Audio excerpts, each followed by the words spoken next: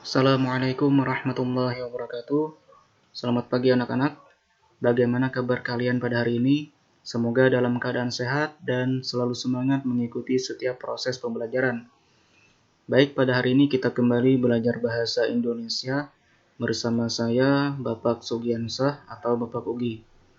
Sebelum kita masuk ke materi pelajaran pada hari ini, Bapak minta kalian melakukan subscribe channel YouTube ini agar setiap video-video pembelajaran yang Bapak upload itu mudah untuk kalian dapatkan. Baik, pada hari ini kita akan membahas tentang cerita imajinasi. Bagi yang sudah memiliki buku pelajaran seperti yang ada pada tampilan di video ini, itu bisa kalian buka bukunya itu di halaman 25 dan seterusnya. Jadi pada hari ini kita akan membahas 3 hal mengenai cerita imajinasi tersebut. Yang pertama yaitu dari segi pengertian atau definisi cerita imajinasi. Yang kedua ciri cerita imajinasi. Dan yang ketiga adalah jenis cerita imajinasi.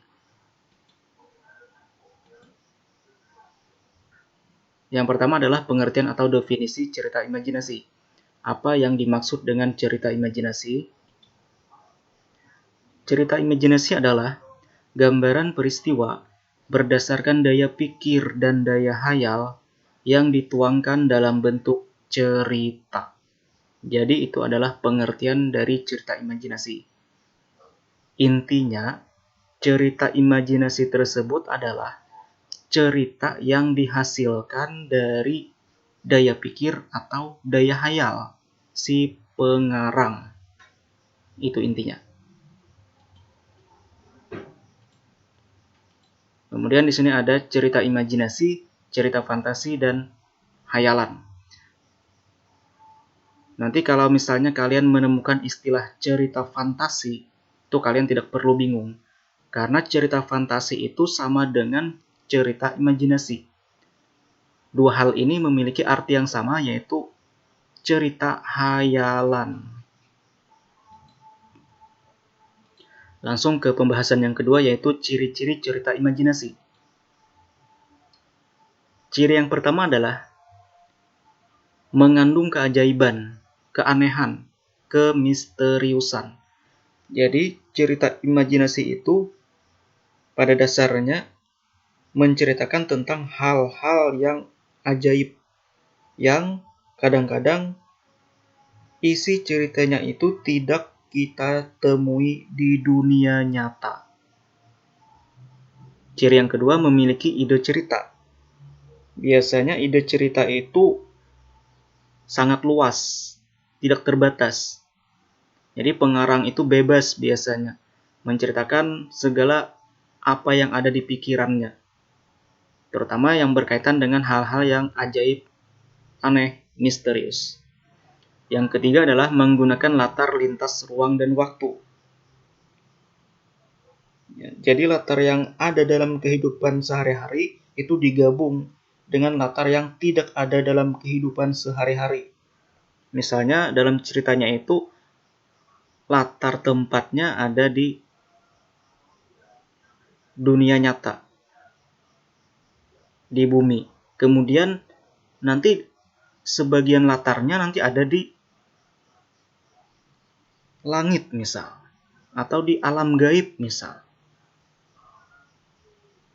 Kemudian yang keempat adalah tokohnya unik atau memiliki kesaktian.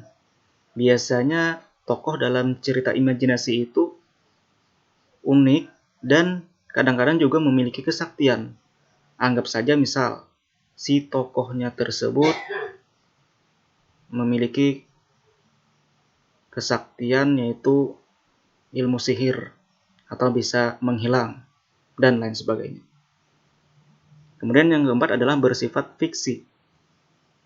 Jadi cerita imajinasi itu kebanyakannya cerita yang dihasilkan bukan dari kehidupan nyata, hanya sekedar hayalan si pengarang. Dan yang terakhir adalah menggunakan bahasa non-formal. Bahasa yang digunakan dalam cerita imajinasi itu biasanya bahasanya tidak resmi, bahasa sehari-hari. Kemudian yang terakhir adalah jenis cerita imajinasi. Itu terbagi menjadi dua. Jenis yang pertama adalah berdasarkan latar cerita, dan yang kedua adalah berdasarkan kesesuaian dalam kehidupan nyata. Kita bahas yang pertama dulu, berdasarkan latar cerita.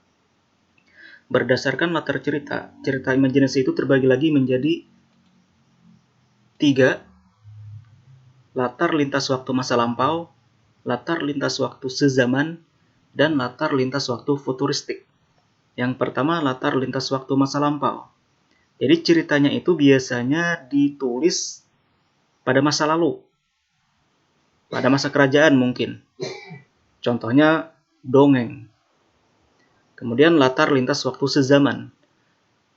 Ceritanya itu ditulis di masa yang sekarang ini, menceritakan hal-hal kehidupan yang ada di sekarang ini, namun tetap isinya itu biasanya mengandung hal-hal yang ajaib, misterius, aneh, sesuai dengan apa yang ada di pikiran si pengarang.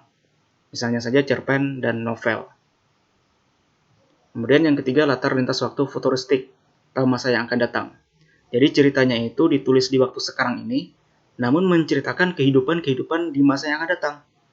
Tapi tetap seperti tadi, ceritanya itu mengandung hal-hal yang ajaib, misterius, dan kadang-kadang aneh. Atau mungkin tokohnya memiliki kesaktian. Kemudian yang kedua, jenis yang kedua adalah berdasarkan kesesuaian dalam kehidupan nyata. Itu terbagi lagi menjadi dua. Yang pertama, cerita imajinasi total, dan yang kedua, cerita imajinasi irisan. Arti dari cerita imajinasi total, jadi ceritanya itu mulai awal sampai akhir, kemudian baik itu tokohnya, baik itu latarnya, itu semuanya berdasarkan hayalan si pengarang. Semuanya berdasarkan hayalan pengarang, nama tokohnya, tempat kejadiannya, itu semuanya berdasarkan hayalan si pengarang. Kalau cerita imajinasi irisan, itu tidak semua hayalan pengarang. Bisa jadi nama tempat di cerita tersebut diambil dari tempat di dunia nyata, namun sebagian lagi itu berdasarkan hayalan pengarang, tidak ada di dunia nyata. Jadi itu adalah cerita imajinasi irisan, sebagian. Ini tadi adalah total. Jadi pada hari ini, sampai di sini dulu pertemuan kita. Semoga apa yang Bapak sampaikan bisa kalian pahami. Bagi kalian yang sudah memiliki buku pelajaran tadi, bisa kalian buka kembali bukunya, kalian pelajari sendiri. Semoga kalian bisa memahaminya. Sampai di sini dulu pertemuan kita pada hari ini. Salah hilap mohon maaf. Wabillahi taufik wal hidayah.